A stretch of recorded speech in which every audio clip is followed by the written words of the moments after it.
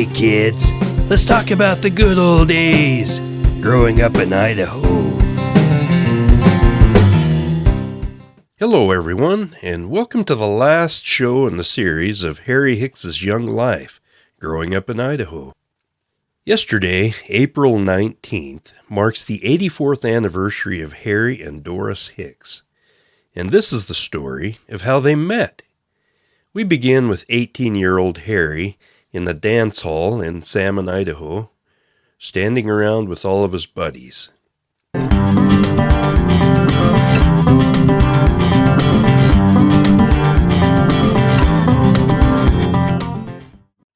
Alvin Withington danced with Bonnie, and I, of course, danced once with Bonnie. Then I retired to the back of the hall where the stag line always built up. And I was talking to the boys about the girls and one thing and another, telling funny stories, and getting about ready to pop the question, anyone care for a drink? Then I noticed Wilford Hogan, that Mormon sucker, coming across the floor with a beautiful little blonde. He had his mouth twisted up in a supposed drunken leer, and he was walking in a supposed drunken swagger. I could tell he was trying to play a big shot with me, and he sneeringly introduced me to the beautiful little blonde. "Doris Brown, this is my old buddy, Harry Hicks," like a drunken slur.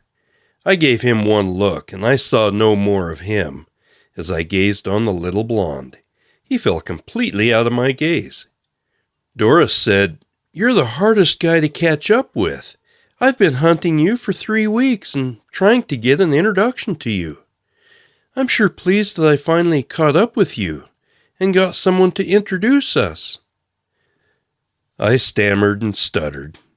"I'm very happy to know you, Miss Brown, and would you care to dance?" I knew if I could get her to dance, that was my best solution. I thought of what I had learned one day from one of my old friends, Farnsworth. He said, "Harry, try to win a fight talking, and you will lose." Besides, I wanted to hold her close and pretend. You see, the other girls was no glamour for me because I couldn't pretend, and probably as much as anything, I wanted a chance to gain my composure and give my face and neck a chance to come back to the original color. Doris chattered on and told me she was born on the last of September, and those people born under the September 30th Libra sign was talkers, and they may blurt out anything. I was glad she told me that, for she kept up a steady stream of language, thankfully. I think she knew how hard it was for me to speak. She told me how her family had come to this salmon country just like pioneers in this day and age. The whole family with teams and covered wagons, and the boys driving the horses and mules and all their cattle along behind, while Ma Brown and Kurt and Doris, Lola and Louise and little Chuck, the baby, came on ahead in a Model T Ford and camped up on the bar by Jesse Creek because they knew the Parmenters. "Do you know Ralph and Frank Parmenter?" she asked. I told her yes, they are the only Mormon friends I have. "Now you have 3, she said, "because you forgot to count me, and if you count my mother, you'll have 4. I said, "I don't know your mother." "Well, she knows you because I told her about you. Told her I was going to marry you, so there." "Well," I said, "if that is so, you'll have to not be scared of me, because no one that I like is scared of me, because I will not hurt anybody I like." We finished the dance talking and joking happily, and I lost my fear of her, and was able to talk with her more easily. "After this dance, there's something I have to do, so I'll leave you for a little while." "What are you going to do? Can't I go with you?" she asked. I said, "No, I'll be right back. I'm going to get rid of some Seagrams and feed Hogan's goat some sloe gin." "What's that? What's that?" she cried after me. Well, I caught Wilford Hogan on the way out to the car, and I said to Wilford, "Since you're such a nice boy to introduce me to that what's-her-name girl, I'm going to give you a bottle of wine. It's called slow gin.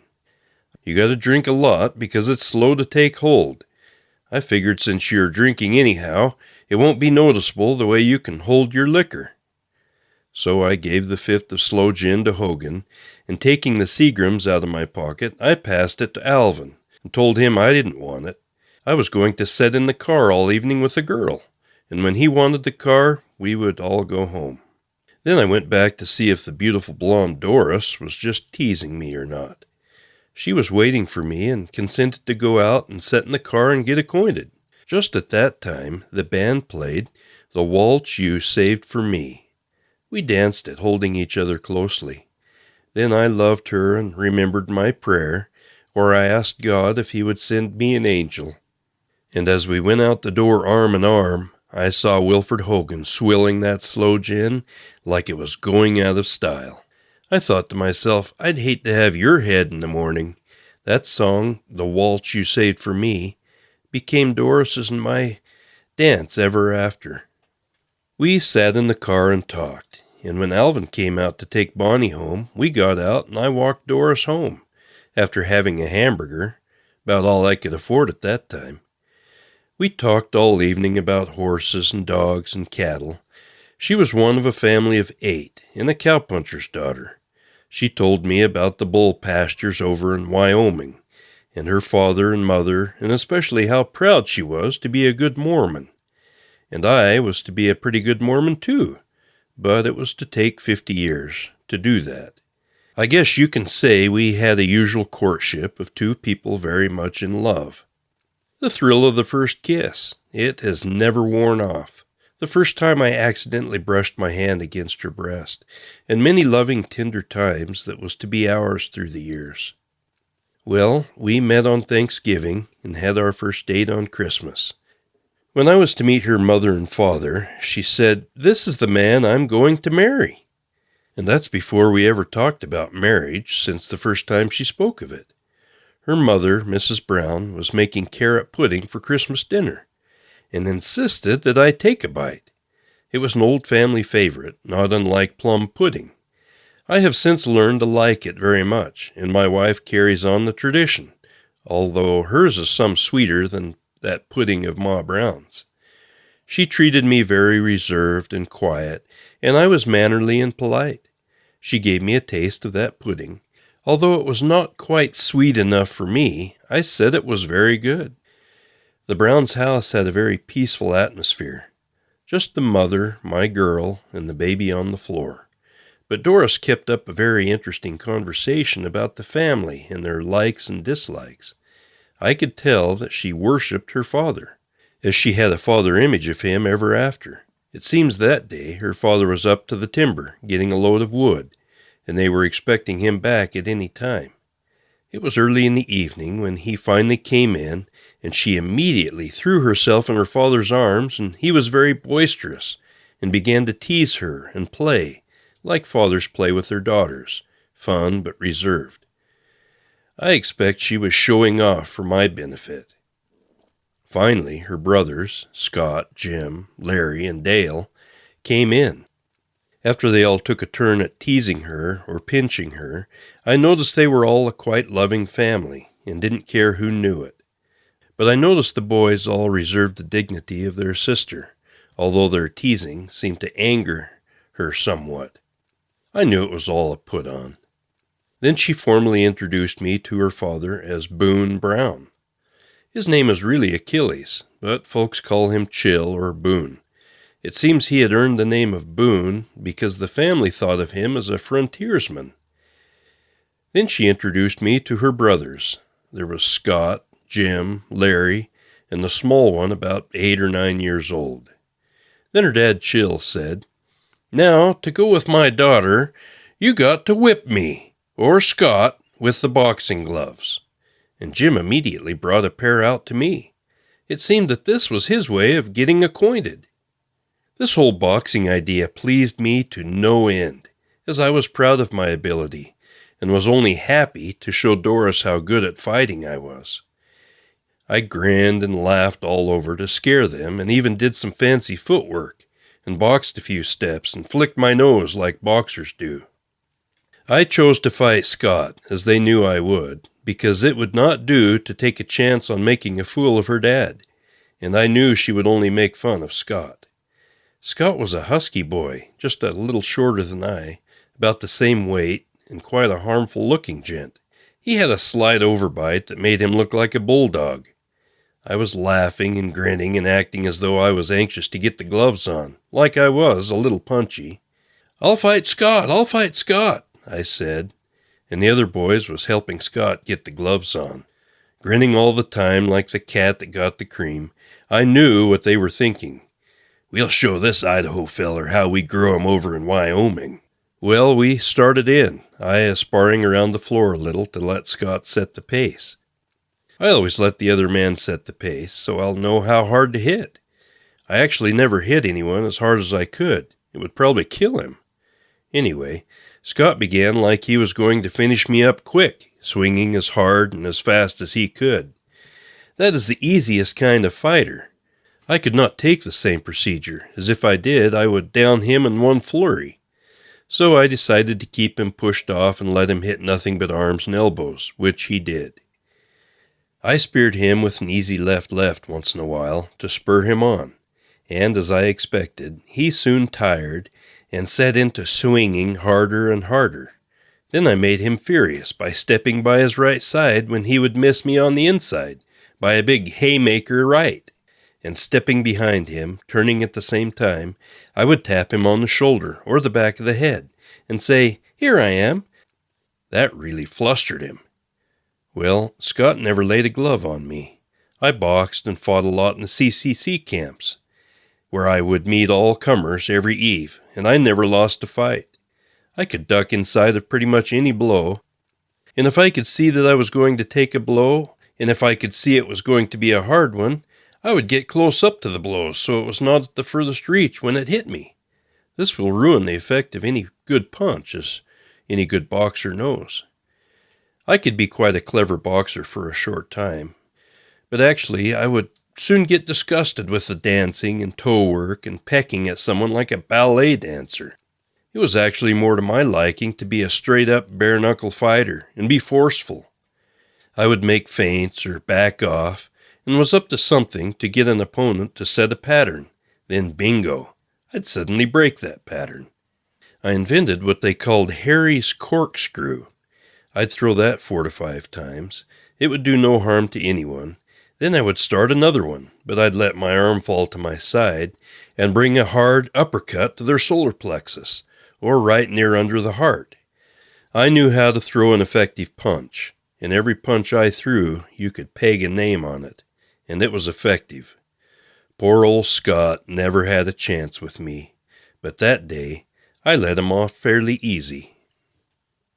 You know, come to think of it, while I'm talking about fighting, I gotta say, the boys growing up nowadays do not learn to fight anymore. For example, one time I watched a fight by a couple of, I'd say, 20-year-olds. They'd run in and slap at each other like girls. I swear, damn, it made me want to throw up. When finally one of them hit the other with a solid right jab, he started to cry and said, "I didn't mean it, honest. I didn't mean to hit you." I just couldn't believe my eyes. My dad was considered one of the toughest fighting men in the country, and I whipped him easily at 19, and he never could even hit me. The last time we got into a fight, he got so flustered, he ran in the house and got the .30-06 and was going to shoot me. Mom and I took the gun away from him and helped him calm down. Those were the days. Well, enough said about that. I will not linger on that any longer. After I finished with taking care of Scott in the boxing match, and after Doris played with the family for some time, we went on about 3 blocks up the street and 1 block over, and I introduced Doris to my mother and father. They liked her. Dad didn't say much to her, just grinned and winked at her, but she liked my mother very much. And that's how Doris and me fell in love. Not long after that, we were married, on April 19th, 1935.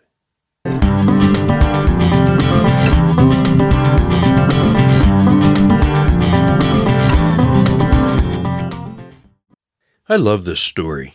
How many men do you know nowadays that would meet the parents after falling in love with some sweet young woman and then be challenged to fight the father or one of the older brothers of that young woman? Never happened to me or anyone else I know, but it happened to Harry. Everything happens to Harry.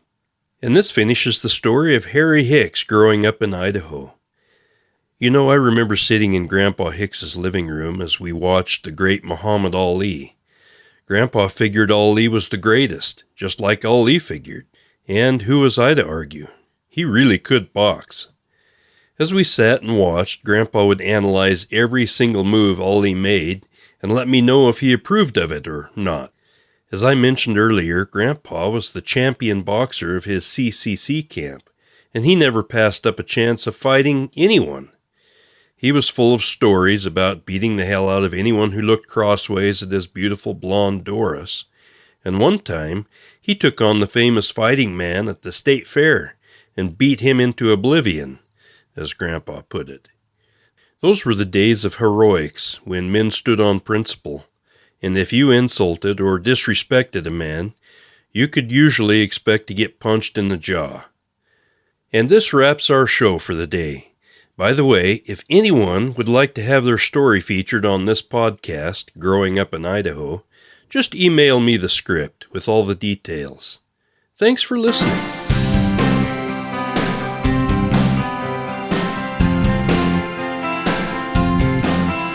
Thanks for listening. Growing Up in Idaho, the good old days.